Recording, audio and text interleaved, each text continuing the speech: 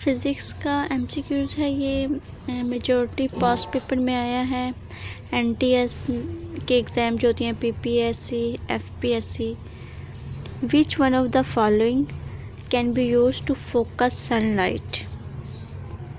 4 options दिए हुए हैं। Plane mirror, concave lens, concave mirror, convex mirror. Correct option है कनकेव मिरर। नेक्स्ट एमसीक्यूज़ है the tendency of a liquid drop, contract and occupy minimum area is due to surface tension। Viscosity भी option है, density भी है, vapour pressure भी है, लेकिन correct option जो है वो है सरफेस टेंशन।